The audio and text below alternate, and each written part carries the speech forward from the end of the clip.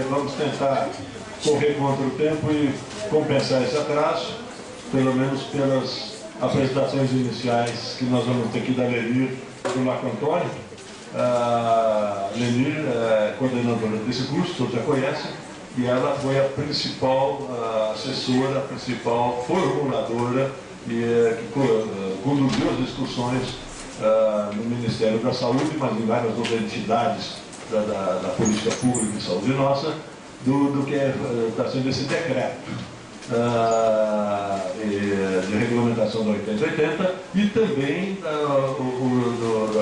da lei que acabou sendo aprovada depois de anos de pasmaceira compreensível no Congresso Nacional, a lei que sistematiza e reconhece as comissões intergestores, tripartite e as comissões intergestoras regionais, os antigos CGRs, agora são CIR, Comissão Intergestora Regional.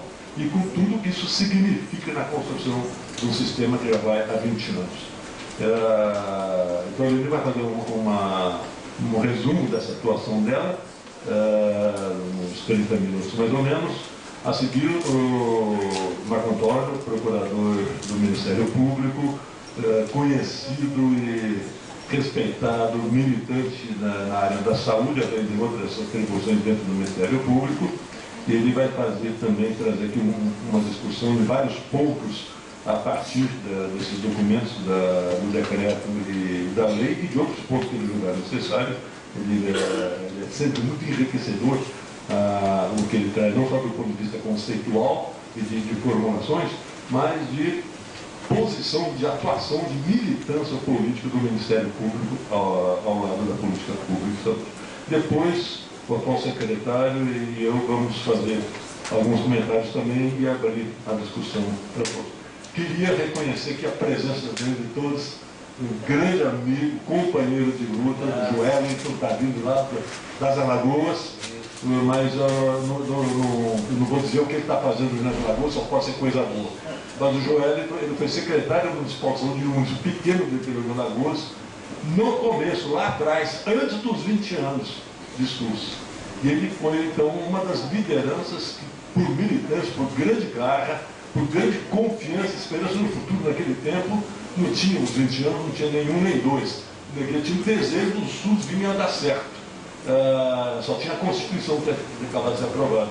E Joel, então, perfilou ao lado de várias lideranças municipais, secretários municipais, e ele integrou o primeiro bloco de secretários municipais de origem diversa no país todo, que foram para Brasília fazer seguidas discussões com os secretários estaduais e com o Ministério da Saúde, e discussões extremamente tensas, muitas vezes angustiantes, mas de uma fé tão grande no futuro que os municípios, que naquela época era o poder marginal, totalmente marginal, aqueles municípios, a partir desse bloco de lideranças iniciais, o CONASEMES, recém-fundado em 1989, e a partir de 90 esse bloco criou e construiu com uma rapidez e uma competência incrível o espaço municipal a nível nacional. Então, o Joel, para mim, é um símbolo, além do que é um grande bebedor de caipirinha na beira das praias de Maceió.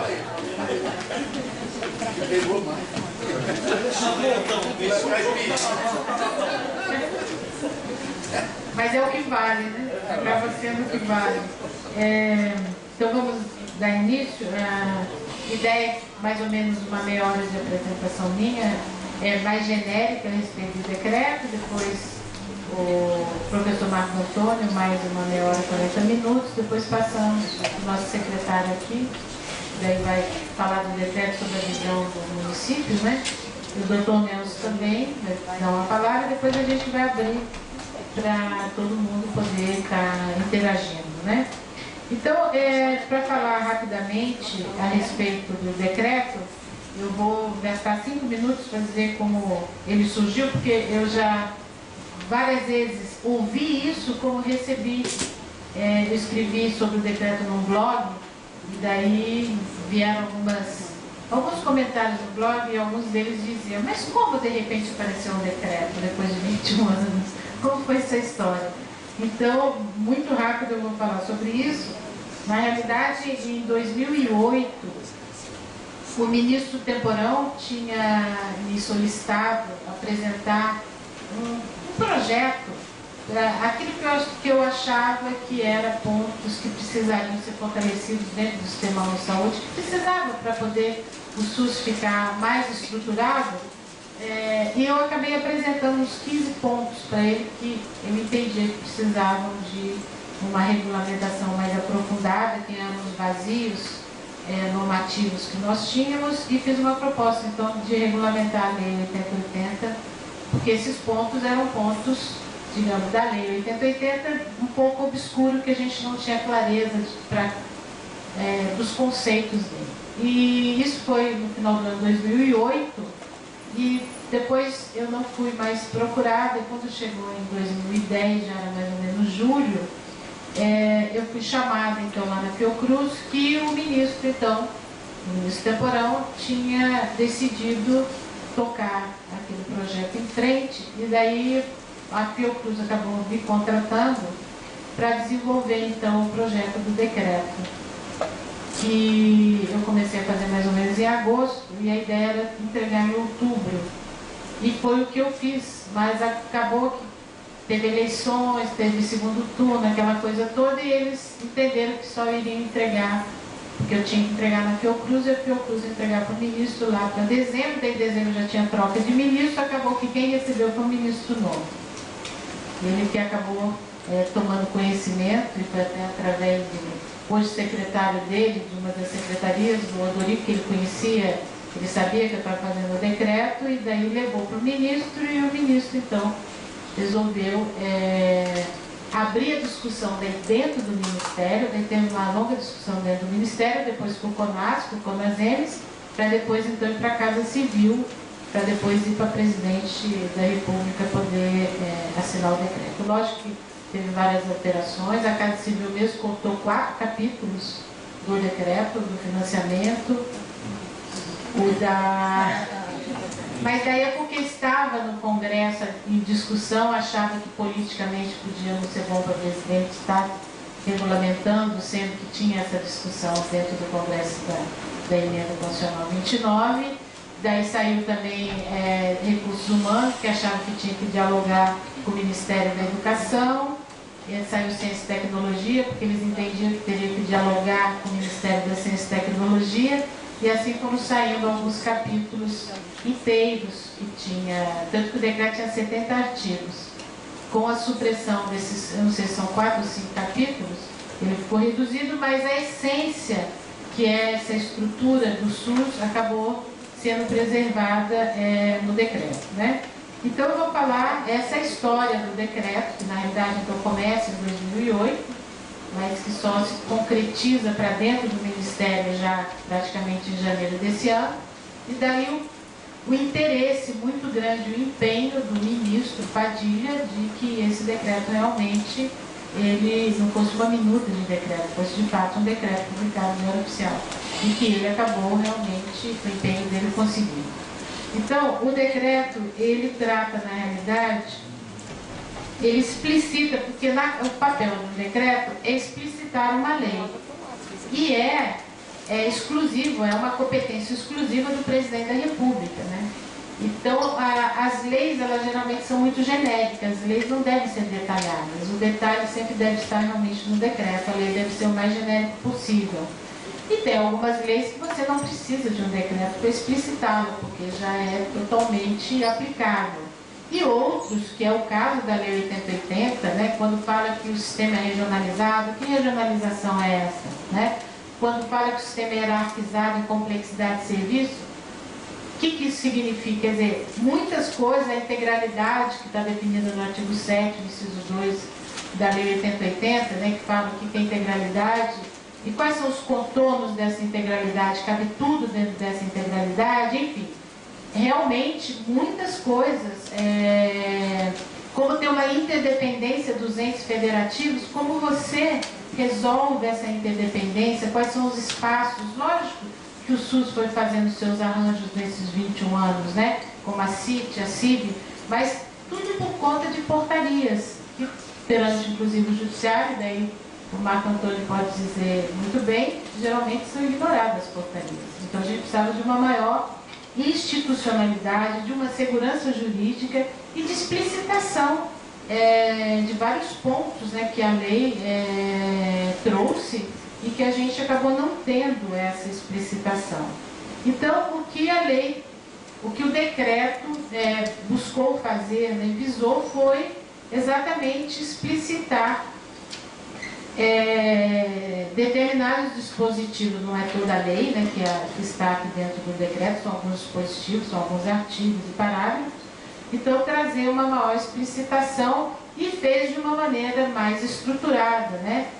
Começando já dizendo as regiões de saúde, porque pela Constituição, o artigo 198, que define, a definição do SUS está no artigo 198 da Constituição, dizendo que é um conjunto integrado, né, de ações e serviços de saúde de todos os entes que hoje têm competência para cuidar da saúde, e que esse conjunto integrado de serviço, ele se organiza, né, em rede regionalizada e hierarquizada.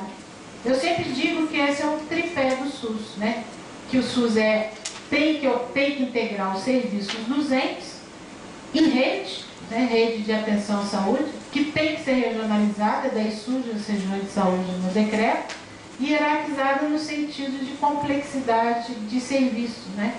E aqui, pela primeira vez, eu acho que tem uma explicitação, porque nem nas portarias do Ministério, nem nas novas, nem nas NOAs, nunca se explicitou essa hierarquização. E aqui tem um capítulo, uma seção que fala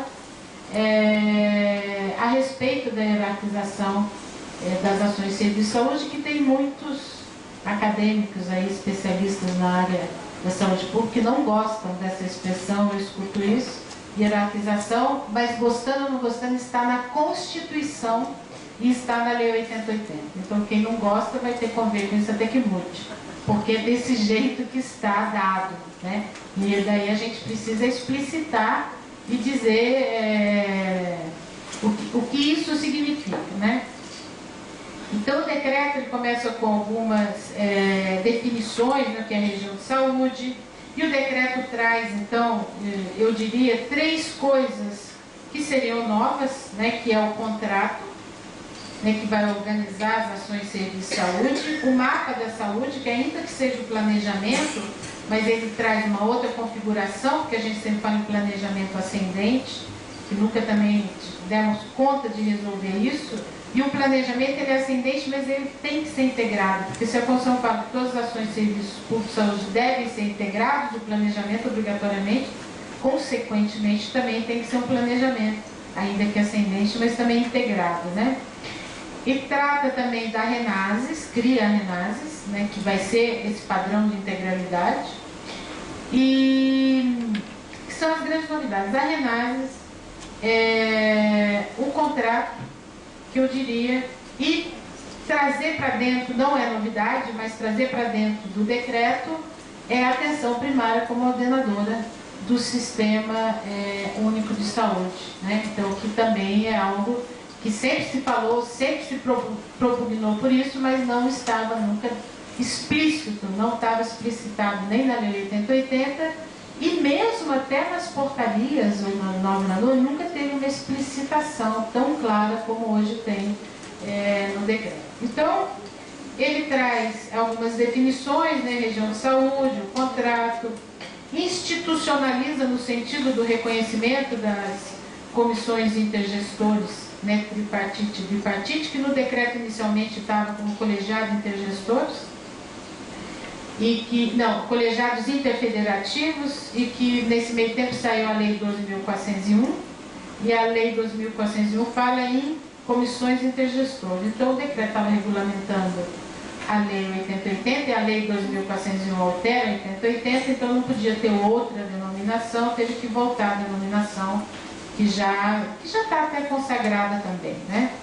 Então também traz a definição das comissões, do mapa da saúde, da rede de atenção à saúde, né?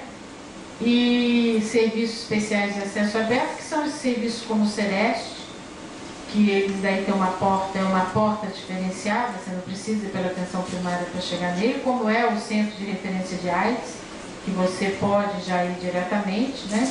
E o protocolo clínico e diretriz terapêutica, que foi uma coisa que saiu no meio do caminho, surgiu no meio do caminho, porque está na lei de 12.401, que alterou a lei 8080. Então, traz pela primeira vez esse protocolo clínico e diretriz terapêutica que a gente já incorporou no decreto. E, então, o decreto fala da organização do SUS, no seu artigo 3º, né? Define a organização dele, que na realidade é o que está no artigo 198 da Constituição, né? Que ele é constituído pela conjugação das ações de serviço de promoção, proteção e recuperação da saúde, né? Executado pelos entes federativos de forma direta ou indireta, mediante a participação complementar da iniciativa privada, sendo organizado de forma regionalizada, como eu estava dizendo, e hierarquizada, né? Daí vai definir as regiões de saúde, que é algo extremamente importante e relevante para você poder organizar o SUS, porque o SUS passa a ser organizado de fato em regiões, né? Se ele é regionalizado, tinha que ter essa definição das regiões de saúde, né? E faz uma definição das regiões de saúde, e é importante também resgatar que quem define regiões, região metropolitana, não precisa ser região de saúde, mas que define algumas regiões que vão ser, né, de municípios limítrofes, né, que tenha funções comuns, é sempre o papel do Estado. Isso está na Constituição, no artigo 25 da Constituição, num dos seus incisos, que é um papel exclusivo, uma competência exclusiva do Estado de fazer essas definições. Então, recupera também que quem faz isso é o Estado, só que aqui articulado com o conjunto dos municípios que vai fazer a definição, então, da região de saúde. E o decreto, então, exige no artigo 5º que, para poder definir uma região de saúde, ela tem que conter, no mínimo, as ações e serviços de atenção primária, urgência e emergência, atenção psicossocial, atenção ambulatorial especializada hospitalar e a vigilância em saúde. Então, para ser uma região de saúde, tem que ter minimamente esse serviço, né? Se não tiver esse serviço, não pode ser considerado, então, uma região de saúde. Isso é um dado extremamente importante, porque o contrato vai ser firmado pelos entes de uma região de saúde.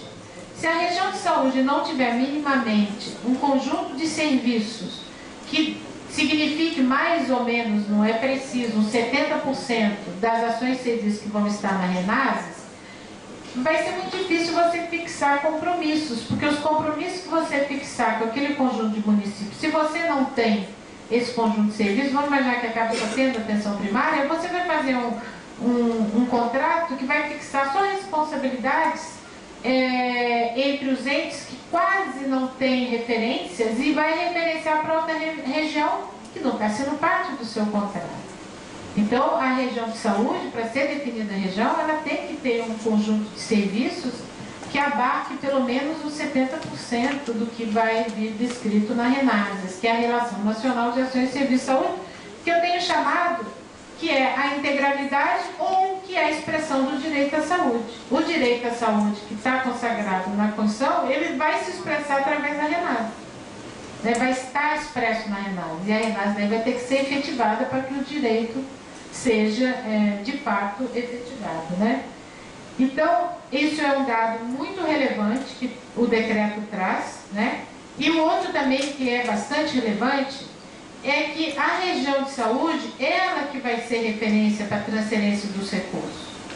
Então, começa então a ter, o SUS ter uma cara realmente regional, a ter uma definição mais regional, né? Que vai depois estar amarrado, que eu vou falar um pouquinho mais na frente, pelo contrato, né? O contrato que vai fazer a amarração dessas responsabilidades dos entes na região, né? Também trata das redes, porque as redes vão ter que estar dentro da região. Então, na realidade, a região é para quê? Para abarcar a rede de atenção à saúde, que é esse conjunto de ações e serviços de saúde, né? Articulados entre si, que vão estar na região, que vão estar, então, na rede de atenção à saúde, que serão as redes, né? A seção 2 do decreto, ele trata, então, como eu falei pela primeira vez, se tratou da hierarquização, que nunca se falava isso, né? Então, e o artigo 8º é um artigo importante, porque fala que o acesso universal e igualitário que está na Constituição, só que daí traz mais uma palavra aqui, ordenado. Então, acesso universal, igualitário e ordenado. Que quem vai ordenar esse acesso vai ser a atenção primária. Vai ser pela atenção primária que vai se ordenar todo esse acesso, né, a essa rede de ações e serviços de saúde, né? E até interessante essa palavra, que a atenção primária vai ser a ordenadora do sistema, porque se é um sistema de hierarquias, de complexidade de serviço, então ela que vai fazer essa ordenação até no sentido de ordem que você vai ter para poder fazer todas as referências e cuidar, né, de todo esse caminhar do cidadão entre os serviços para poder ter completo a integralidade da atenção à saúde, né? Então, traz essa expressão que é muito relevante, que o acesso universal, igualitário e ordenado às ações de serviço de saúde se inicia pelas portas de entrada, né? Começa e vai se completar na rede, que é regionalizada, que vai se dar na região, né? E de maneira hierarquizada, né? Que vai ser de acordo com a complexidade do serviço. E define as portas de entrada do sistema, que é a principal delas, a atenção primária, a urgência e emergência, né? A atenção psicossocial e essas especiais de acesso aberto, que é exatamente como centro de referência de AIDS, como o Sereste e alguns outros que venham a surgir nesse sentido, né? Tem esse mesmo escopo que tem, digamos, o centro de referência de AIDS. E permite também que a CIT ou a CIB, elas possam criar até outras portas que venham a surgir, porque o sistema é dinâmico e ele pode ir se modificando, né? O artigo 11, então, é um artigo, assim, extremamente importante dentro desse decreto, que é a atenção primária, né? Que fala: o acesso universal e igualitário às ações e ao serviço de saúde será ordenado, né? Pela atenção. Então, aqui em cima fala que o acesso universal e igualitário é ordenado, e vem dizer quem ordena, né? E ordenado pela atenção primária, e deve ser fundado na avaliação da gravidade do risco individual e coletivo e no critério cronológico, observar as especificidades previstas para pessoas com proteção especial. Eu vou explicar um pouquinho isso aqui, porque várias pessoas já fizeram perguntas a respeito disso. Que é a questão da gravidade do risco e do critério cronológico. Isso aqui é parecido com o que nós temos no transplante, que nós temos as listas únicas. Que você, então, quando você chega, você precisa, é detectado que você precisa de um transplante, você entra numa lista. Essa lista, você entra, o primeiro passo é a ordem cronológica, mas eles vão avaliar a gravidade do seu risco. E se você tem uma gravidade maior do que aquele que está na sua frente, você vai passar. Porque a gravidade do risco tem que ser sempre prioritária. Ela tem que estar acima. Se você tem o mesmo risco do outro, daí serve a ordem cronológica. Vai ser igual? Então, quem chegou primeiro, isso para você poder ordenar hoje as filas que nós temos, né? E que a gente espera que diminua. Então, e tem que observar, tem legislação específica que dá alguns privilégios, né? Exatamente em razão de uma deficiência ou de uma outra necessidade, como é o idoso, a gestante, a criança, o escolar e o deficiente. Esses têm legislações específicas que dão a ele alguns acessos, tá certo? Diferenciados, né? E depois trata também como que continua, né? Como se dá essa continuidade da atenção, né? Da integralidade dentro da rede. E vamos ver. A outra questão importante é o planejamento, que na Lei 8080 está definido como planejamento ascendente. Está no artigo 36. O artigo 15, na realidade, ele repete praticamente o artigo 36, acrescentando a palavra integrado. Porque o artigo 36 da Lei 8080 fala que o planejamento das outras será ascendente. mas não diz que é integrado, e tem que ser integrado. Porque se a definição do que são ações e serviços do SUS pela Constituição e depois pela Lei 8080 é exatamente de integração do serviço entre os entes, então o planejamento tem que ser integrado também. Então ele é ascendente e integrado. Então o artigo 15 trata disso. O processo de planejamento será ascendente e integrado. Tem que ser integrado, porque senão vai ser estanque. Cada um faz o seu sem conversar com o outro, né? E isso vai ser na região. Esse planejamento vai ser um planejamento na região, feito pelos entes, né? De maneira ascendente e integrada. Tem um artigo aqui, que é o parágrafo 3º do 15, que é um artigo da Lei 8080, trazida para cá, mas porque nas disposições transitórias se decidiu dar um prazo, porque pela Lei 8080, desde 1990, compete ao Conselho Nacional de Saúde definir diretrizes, coisas bem genéricas, né? Diretriz é sempre coisa muito genérica que pode caber no país como um todo, não pode ser coisa específica, para poder elaborar um plano de saúde. Vou dar um exemplo de uma coisa muito genérica, que é a atenção primária. Quer dizer, pode sempre dizer que no planejamento da saúde a atenção primária, digamos, é prioritária. Uma coisa assim, que daí é só para mostrar o que é uma diretriz, que vai caber então o Conselho Nacional, que não fez até hoje, em 21 anos o Conselho Nacional de Saúde não fez essa definição, e o decreto agora traz para cá e dá um prazo lá no final de 180 dias a partir da publicação do decreto, para poder então o Conselho fazer essa definição.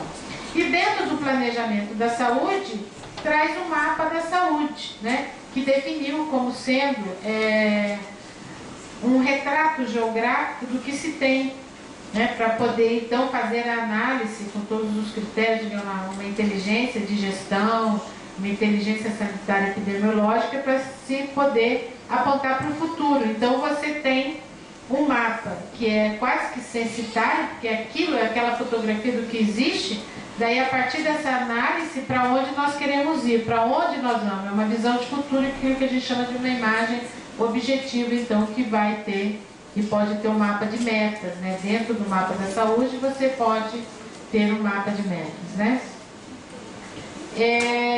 No outro capítulo, que é o 4, que vai tratar da assistência à saúde, então nós vamos ter uma coisa nova, que é a RENASES, que é a Relação Nacional de Ações e Serviços de Saúde, né?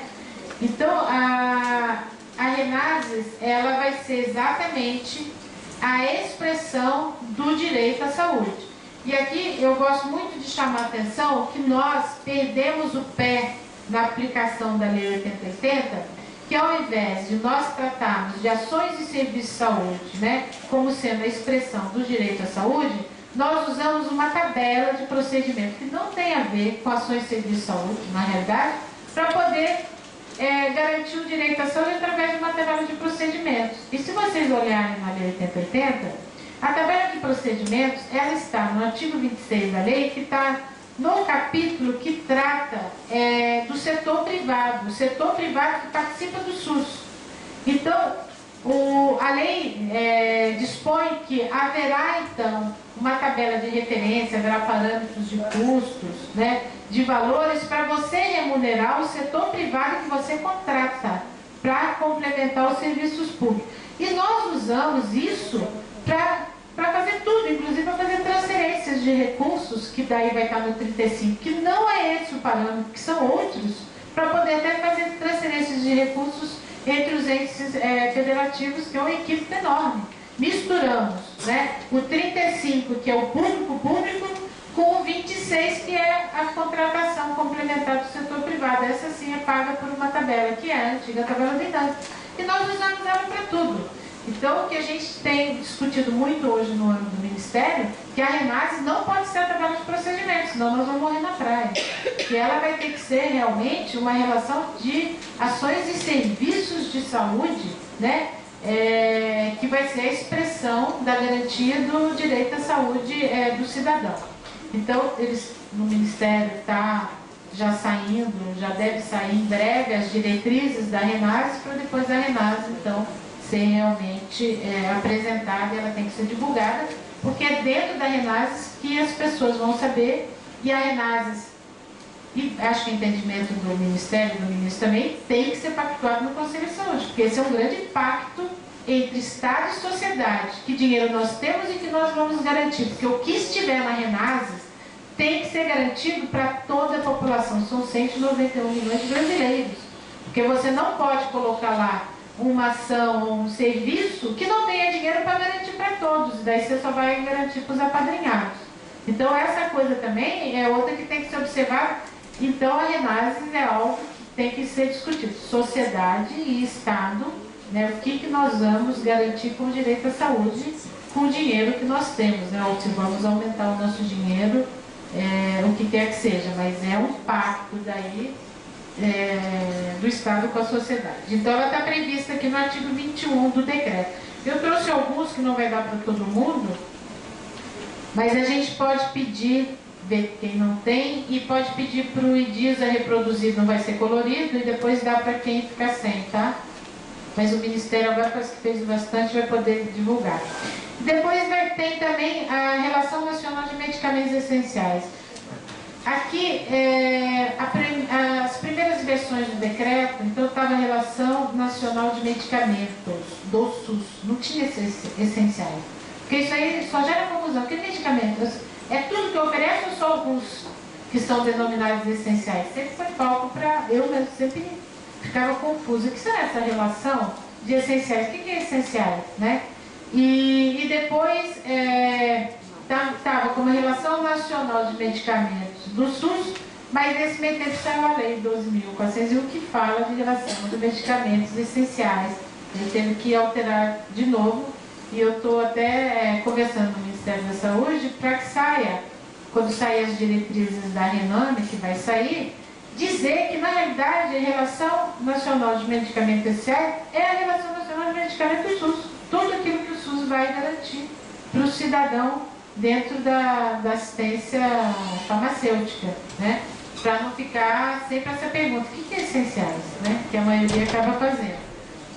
Então, a Relação Nacional de Medicamentos Essenciais, o que traz aqui, que é novo e que eu acho que é de fundamental importância hoje para essa questão da judicialização da saúde, que é o artigo 28, né, que vai dizer que o acesso universal e igualitário à assistência farmacêutica pressupõe cumulativamente, quer dizer, tem que ser atendido todos os 4 requisitos que estão aqui, né?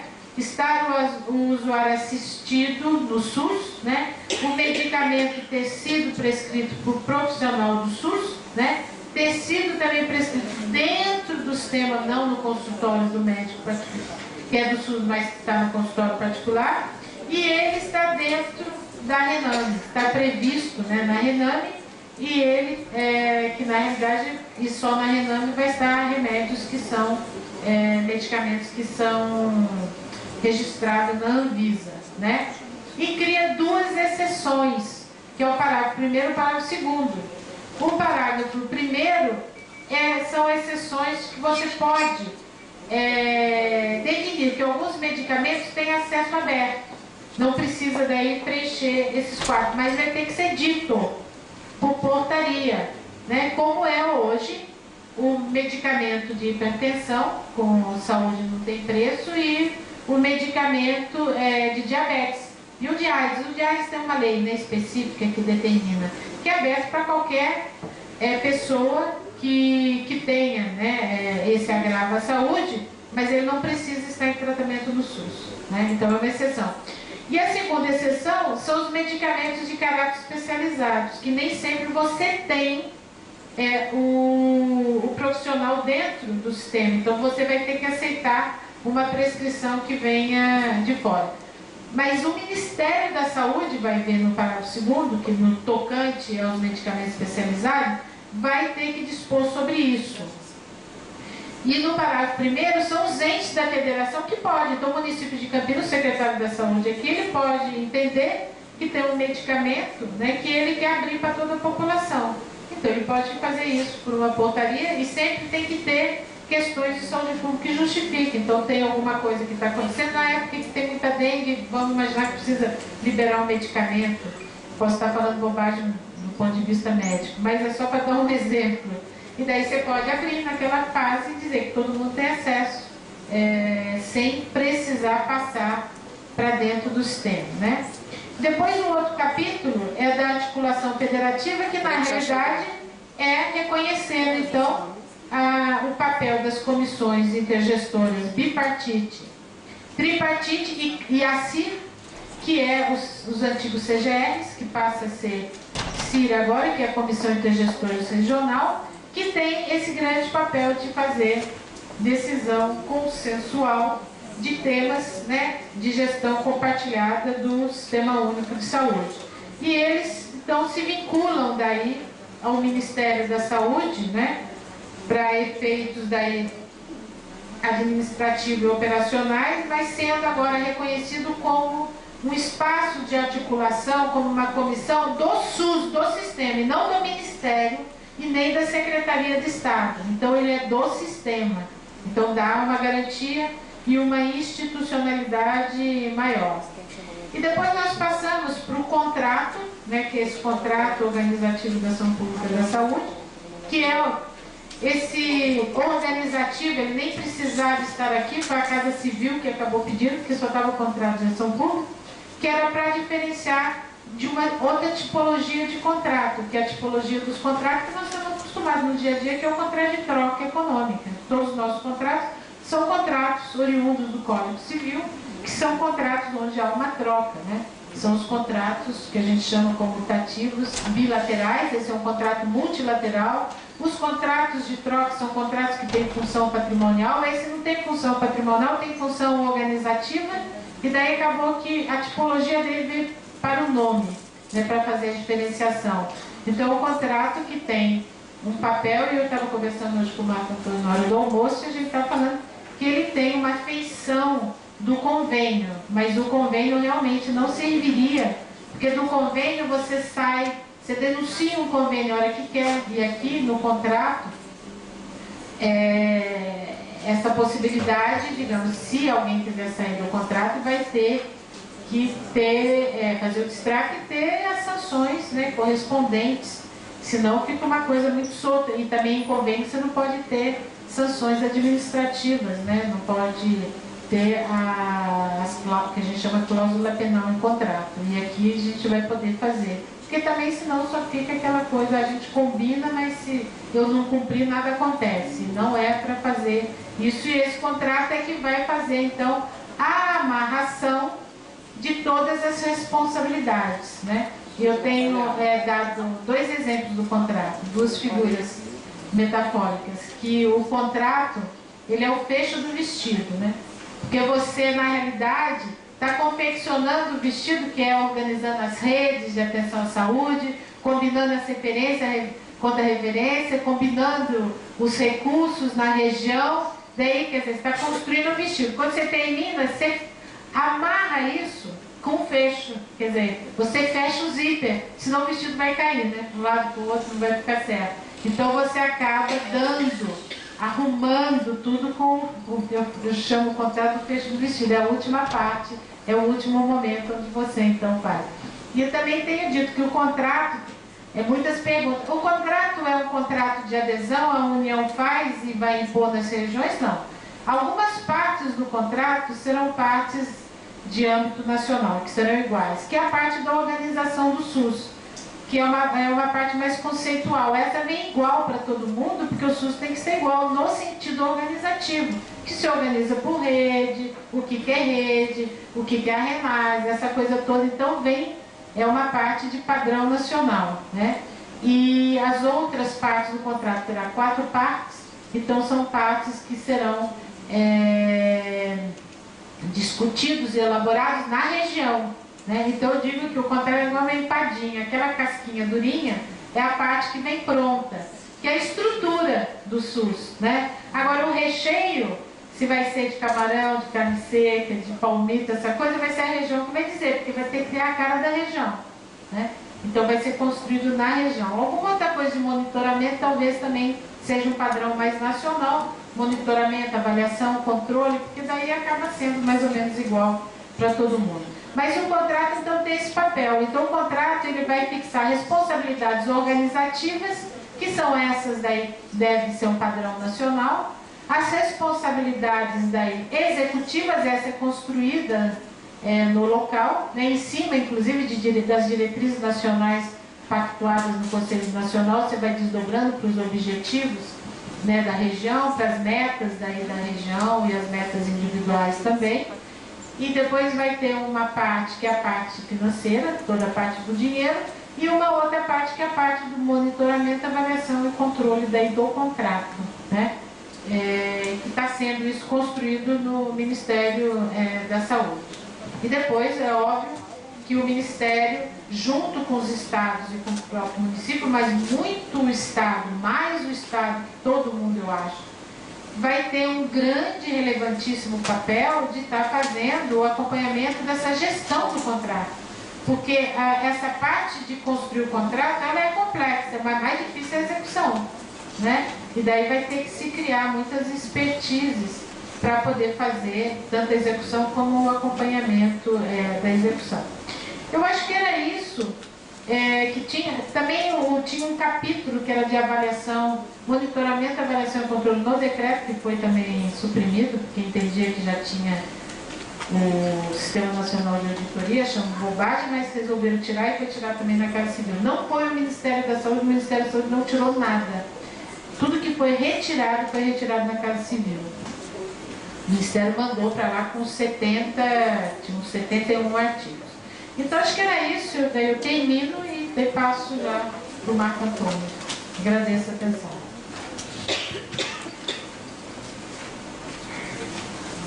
Boa tarde a todos. Eu agradeço o convite que foi feito pela professora Mania. O doutor Nelson também é professor, estudei a chamá-lo de doutor. Eu que sou um dos seus piores alunos, né? O nosso secretário de Saúde do Campinas, do município de Campinas, e aos meus companheiros, colegas de jornada de direito sanitário, que eu os revejo aqui com muito gosto, companhia que me foi tão grata em alguns momentos nesta casa. Eu até ia dizer que vinha de longe para participar dessa conversa, mas fiquei sabendo que o Joel vai mais longe do que eu, né? Pois é, então o Joel também, que é companheiro antigo de jornada de direito sanitário, somos nós dois que viemos de longe. Mas no que me diz respeito, veio de longe, mas eu quero, antes de tudo, falar do prazer, né, de estar aqui nesta casa, a compartilhar esses momentos com vocês, e sob o teto do IDISA, que é uma casa de discussão de direito sanitário, de geração de ideias, de polêmicas, é uma casa que tem uma vida muito particular e, infelizmente, é uma das poucas casas em que se faz isso nesse país. Tem muito gosto de estar aqui por perto. Bem, não me animo, à vista, inclusive, da presença da professora Lili, a fazer comentários sobre o decreto, até porque existe uma velha maldição no mundo jurídico.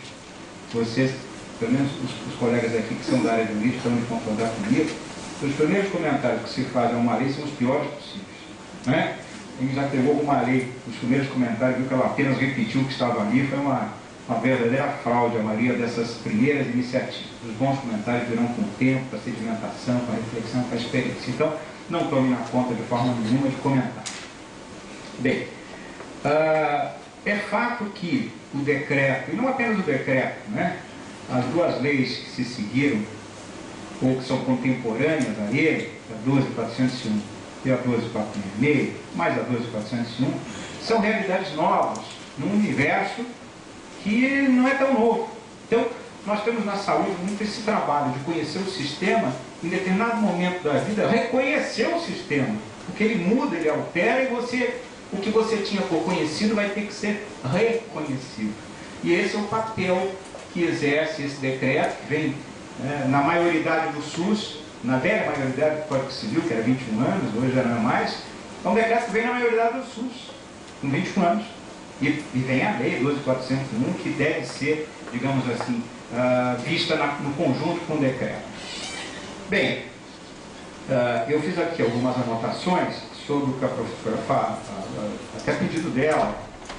Mas antes eu quero dizer duas linhas sobre outros aspectos que me chamam a atenção e vou centrar mais no decreto e deixar um pouco de lado a questão da lei, embora reconheça, digo isso aos colegas, que são realidades que se entrelaçam, não podem ser vistas separadamente. É bem de ver no primeiro momento que as mudanças que trazem o decreto e a lei 12.401, que agora vamos começar a chamá-la de lei 8080, que na verdade ela vai ter esse número mesmo, né? Esse é apenas o número da mudança que houve. Eles constituem a quarta geração regulatória do sistema. Né? Então, por isso que eu falo de reconhecer e reconhecer o sistema. Um sistema que começa com as noves, passa pelas NOAs, e depois vem pelo pacto, e agora essa nova sistemática que se instala. Mas não são ondas de regulamentação que são estanques entre si. Né? Elas se sucedem, mas existe um substrato comum a todas elas.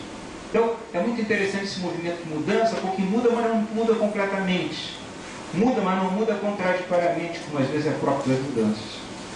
Então, me parece que esse é o primeiro dado de constatação que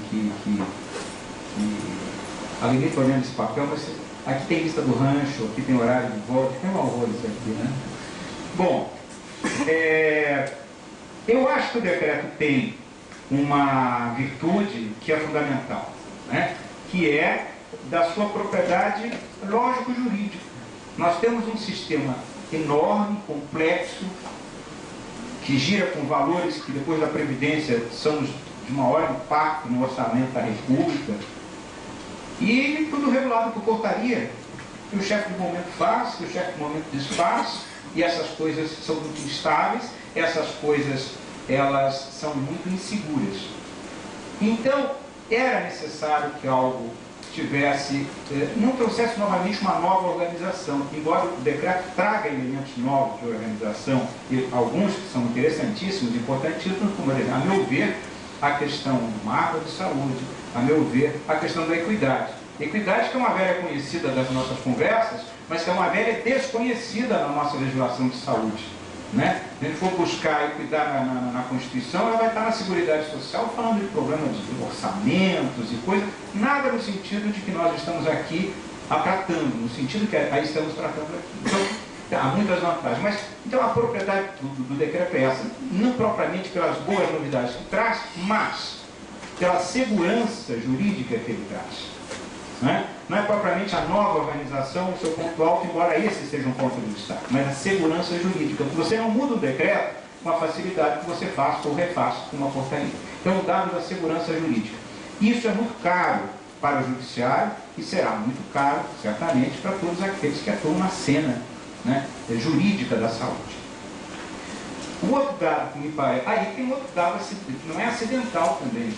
O fato de estarmos a lidar com um decreto regulamentado numa lei vai surtir um efeito positivo, que é de aproximar o judiciário, que é de aproximar o Ministério Público, aproximar a própria defensoria ou a advocacia privada, se quisermos, enfim, aproximar esses atores distantes. Você decidir ações com base na dicção constitucional e na primeira parte, 196, saúde, direito de todo dever do Estado. Aí é um ponto, a Constituição Constitucional, a gente falar um ponto, com base nisso para as coisas se fazerem.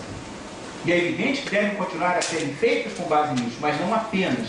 Quando você tem um instrumento, né, tecnicamente determinado decreto, se acopla à lei, porque ele faz parte da lei agora, ele a regulamenta, você tem um outro estatuto de validade, e isso vai trazer um significado muito grande para quem lida na área jurídica, para quem tem que decidir, para quem tem que propor ações, para quem tem que intervir nesse ambiente judicializado da saúde, que hoje todo mundo sabe, é um ambiente bastante importante nos tribunais. Agora, um outro dado que me parece significativo mencionar é de que o decreto é corajoso no aspecto, né? E a coragem tem o seu preço, né? Ninguém é corajoso impunemente, porque a coragem significa o quê? Correr riscos. Onde não há riscos a correr, não há coragem que existe, que sobreviva, né? Então, a coragem do decreto ele dá encaminhamento para dilemas distributivos na saúde, e ele, na forma que entendeu pertinente, ele fez escolhas alocativas, não há dúvida nenhuma. Quando se fala em padrão de integralidade, você está fazendo opções, você está fazendo escolhas com repercussão não apenas na questão de planejamento, de financiamento, mas escolhas que eventualmente, de acordo com a situação, podem ter repercussão no plano ético. Isso não é pouca coisa, isso é dizer muito, né? Mas fez. E a coragem de tê-lo feito deve ser ressaltada, e eu a ressalto como um ponto positivo. Não que isso não vá render discussões, não que isso não vá render ações. Isso são consequências que certamente advirão. Mas é prematuro saber a qualidade dessa discussão que advirá. Mas é natural, até porque já se instalou entre nós, né, a cultura da judicialização no âmbito da saúde. Isso não vai mudar com o decreto, não vai mudar com a lei nova. Poderá haver, eu tenho até alguns cenários, né, que eu acho possíveis, futuros de judicialização, a partir dessas... Mas tudo coisas de bola de cristal rachada, né, que isso pode até não acontecer. Mas enfim, eu estou apenas convencido que a judicialização persiste. Vamos ver o perfil que isso vai continuar ocorrendo. Bem, acho que é muito interessante, porque isso é bem a tônica do atual governo federal, fazer as coisas de forma, eles dizem, melhor, mas sem dinheiro novo, né? Então, isso é um horror. Vamos mudar o sistema com o mesmo dinheiro de antes, né? E às vezes com menos, porque todo mundo aqui sabe, né? Pois é, todo mundo aqui sabe que há uma regressividade orçamentária brutal da União em relação ao repasse fundo a fundo dos municípios, dos estados. Os estados estão tendo que avançar gradativamente mais na sua cota à parte. E os municípios, coitados, que são os primos pobres, mas que são tratados como se ricos fossem, porque são aqueles que mais têm que avançar na sua cota à parte, e mesmo assim é insuficiente, porque não equilibra a